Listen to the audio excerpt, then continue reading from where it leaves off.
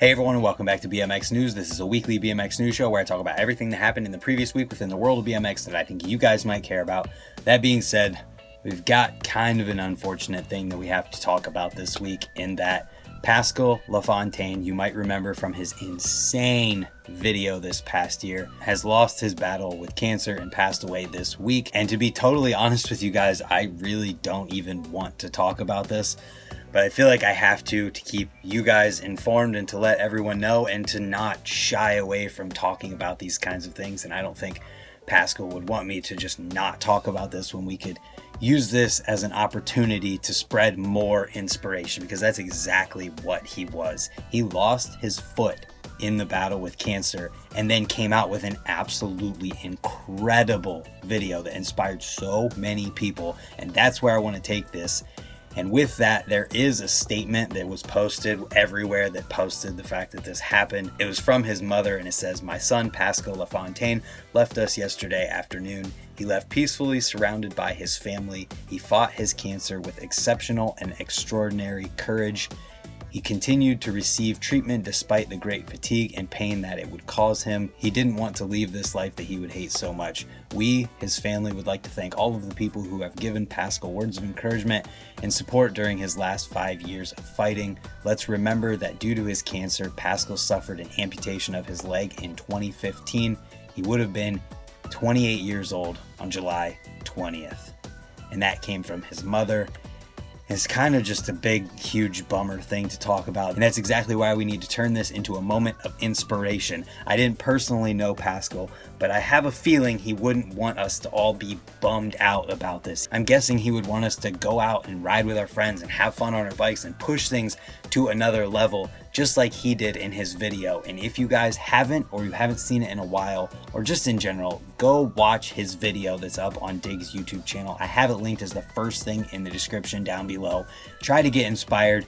Go hang out with your friends. Go ride with them, because we never know when the last time might be. And if any of you ride this weekend, maybe send something that you might not have with Pascal in mind, and hopefully you can land it. And I think that would be pretty cool if we went out and rode our bikes and tried something maybe we wouldn't have and landed something in honor of Pascal, because that dude absolutely deserves it. And with that, let's move on to the next thing that we have to talk about this week. This is also kind of a bummer, man. This week is full of just crappy news. This one isn't totally bad, but it could be. It is that Rye Airfield is up for sale, and this is what it says. Yes, it's true. The park and all of the land we have around us is for sale. We were going to make this public on April 13th this year, but we also knew that many of our young customers had already had a rough go with remote learning and massive social changes. Losing what many consider their second home would just add to it. There are so many reasons behind this decision, but COVID is unfortunately the final straw for us to make this information public. And there's a whole bunch more to that up on the post on BMX Union that you guys can check out if you want to, but that is the gist of it. Rye Airfield, the building and all of the land around it, is for sale. So if there's any of you out there that are completely rich and loaded and want to go buy a skate park in the land around it for the asset of the building and the interest of keeping a skate park that has been there for, I'm assuming, 18 years at this point, maybe you could consider making this purchase and making a whole lot of people very happy. Realistically, that's not going to happen, but it would be amazing if it would. And I'm just glad to see that they're at least going to be open until 2022. On another note, if you're local or traveling through the area, call them up, see what their sessions are, and go in and have a session. Maybe buy something from their shop, because they no doubt need the support right now. And that brings us into the videos from this week, and there's a few that stand out or stood out to me. The first one that I want to talk about is with Bad Maddie, and it's called Bad Maddie Hits the Road, and it comes from Merritt. And this one is kind of a compilation of all of the absolutely insane things that we've seen him do on Instagram in the past like 6 months, I'd say. Some of the hurricane stuff on chains, as well as the stuff on like the rails where he's using his brakes in ways that people just don't do. To see all of it in one place is pretty cool, and it gives everyone who hadn't actually seen all of these an opportunity to go and watch them all in the form of a video. And I definitely recommend that you guys check these out, because these clips and the things that Bad Maddie does in this video are things that maybe no one else has done, if only a couple people ever.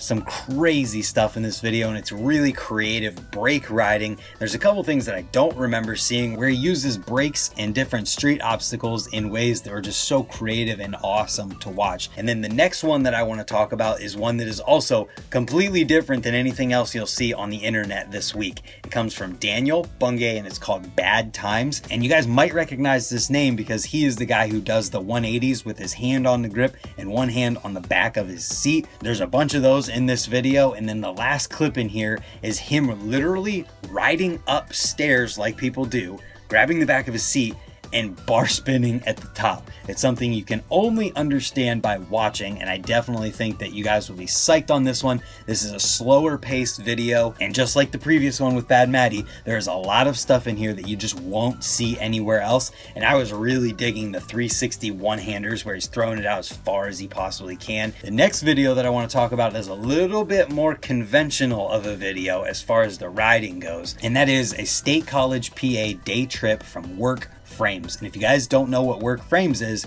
John Courts, one of the welders at FBM, started up his own thing and he called it Work Frames, where he's building his frames up under his own name. And this is a few of the Work Frames guys, as well as John Courts and Andrew Vargason from Grindworks BMX and their day trip to State College PA. They were at a skate park as well as some street, and I definitely think if you guys want something that's a little bit more normal, this is going to be up your alley. Then the next video I want to talk about, or videos, is Pasha Sitko's 21G sections, because they gave him 2 sections in this video, and it's definitely well deserved. And this is, just like the previous one, more of a normal type video that you guys are used to, but this one is far from normal as far as the riding goes. And if you guys didn't watch the full video to see these sections, the only example of this that I think I need to give you to make you want to watch it is the double kinker X-up grind that he did down a handrail. Just imagine that, a double kinked handrail, you know, and he did an X-up grind legitimately down the entire thing.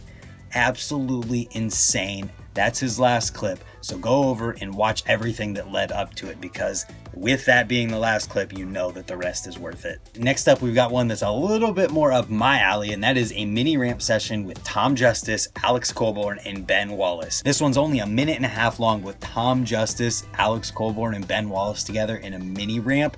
You know that a minute and a half is all you need to make a banger of a video, and that is exactly what this one is. Alex and Tom both have some of the hardest lip tricks ever, just on lock, that they can just do in lines. Tom Justice ended one of his lines, and I think it was one of those, this is the end of my line, I'm going to send it and see if it works tricks, but he still pulled it, and he did a 540 Vader foot jam on a quarter pipe, and he pulled it. Then you've got Alex and Ben just pretty much doing whatever they want on the lip, just like Tom can, and it made for one that all of you lip trick guys out there are really going to want to see, and it just makes me want to see all of the UK guys who are amazing at lip tricks having a mini ramp jam together. But until then, we've got a few more videos to talk about this week. Next up, we've got a video from Paulie, and it's his Colony 2020 video. Then we've got one that's just over 40 minutes long for all of you guys out there who need a longer video to watch this week. And this is the North Jersey Scene Report. This one is with Montana Ricky and a few other guys from North Jersey that Mark Ramos primarily put together. A few of the guys in here you probably haven't heard of, such as William Jorgensen, Mark Ramos himself, Justin Sealier, and Zach Henderson. But these guys absolutely rip. And if you're only going to watch one section from this one, find where ZJ or Zach Henderson's section is and watch that, because this dude just goes on full send mode with rails all the time. And he has no regular or switch. He just does them both like they're nothing, and it's awesome. And he's a really good dude, and all the guys in this video are awesome dudes. And I definitely think that if you guys want a longer video to watch this week, this is one that you're gonna want to check out. There might even be a friend clip in there from myself. Then the last video that I wanted to talk about is one that I only put last because it's not in English, but it's Courage Adams and Louise Lilo playing a game of bike against each other. Can you imagine just Courage Adams playing a game of bike with anyone, let alone the fact that the guy that he's playing against got him all the way to K, and they both had K in the end of this game, and I'm not going to spoil who won, but just the fact that it went all the way to K tells you something. The only reason, like I said, that I'm putting it at the end is because the audience who watches these videos is primarily English speaking, and this is not an English video. So then after that, we've got one dedicated product related thing to talk about, then a few interviews and interview product related things to talk about. And that product related thing is a Vans and Demolition collaboration shoe that you can see on the screen right now. So then we have those interview and product related things that I mentioned earlier. The first of those is with Morgan Wade discussing his new signature frame from Hoffman and the whole fiasco behind the weight of the frame that I even reported on. Originally, this frame was put out there to have weighed 7.6 pounds. And that is because the person who built these frames in the US weighed them and it said 7.6 pounds. Well, it turns out that the scale was just wrong and that the frame actually weighs 5.5 pounds. These are the US made ones that are all already sold out, so it really doesn't matter anymore anyway, other than for the people who bought them. But then they also talked about the fact that there is a Taiwan version of this frame that would be more mass produced over in Taiwan. And this one is going to weigh 4.13 or something pounds. That is extremely, extremely light for a BMX frame. And I think that it's really, really cool that they did both an American made and an overseas version of this frame. This is not the first time this happened. Deluxe Frames also did this, where they had a made in the US version of one of their frames, as well as a made overseas version of their frames. And they talk about all of this with Morgan Wade's frame in this interview. And if I keep going, I'm just going to say everything that they said. So there's no need for that. If you guys want to check it out, you know where to find the link in the description down below. So then after that is one that isn't exactly an interview, but it is product related, and there are questions asked of this person in this video. So I put it in the interview section. What do you want me to do? It's with Max Miller, and it's with him building up a new fit sleeper frame where he's building it up, and then the person filming asks him a couple questions, and then they go out with a couple people and have a session. And in the beginning, he asks him about the 180 bar spin that he tried down El Toro. I don't remember seeing this or anything like that when it actually happened, but they put the footage in here. This dude actually tried to 180 bar El Toro several times before giving up on it, and he ends saying he thinks it's possible, so maybe we'll see this in the future. And then they go out and have the session, and the last clip in here is pretty nuts actually, where he does a feeble on a ledge, pop up to manual, and then crank flip bar spin out. And if you want a more casual video of someone building up a new bike and then going out and riding it, this is the one for you. And then after that comes a video that I've been excited to talk about. And this one is actually more of an interview type video, and it is the first episode of the Scene Builders series featuring the Hallahans. If you guys don't know who the Hallahans are, you probably have been living under a rock for a while now, because these brothers in BMX have been killing it for years now. And that's actually one of the things in the video that pops up. And they're always doing awesome things for not only their local scene, but also the greater scene. And this is a perfect example of doing something for the greater BMX community by starting up this Scene Builders series. And the first one that they did is called The Hallahans Meet Paul Rad. Paul Rad is one of the main builders at Ray's Mountain Bike Park here in Ohio, and recently he built up a secret room where he built all of the ramps in it and did it all himself with very few people knowing about it, and then donated it back to Ray's for everyone to go and shred at any time. So they went out and they asked him some questions and just kind of made a really cool video featuring Paul Rad and then featuring that room and them riding together. So Jen, Mike, Lucas, Nate, Shane, Casey, all of you, you guys rule. And thank you for doing what you do. And now we can move back to the theme of the interview section, which is a not interview video at all, but it features someone talking more than riding. And it's another how-to from Dustin, Not Justin, this time on how to wall ride. And then after that, we've got a longer video that I think a lot of you guys are going to be really psyched about. It's called Going Fast, A Day with Larry Edgar. Came from RBMX, and it's almost 20 minutes long of a day with Larry Edgar.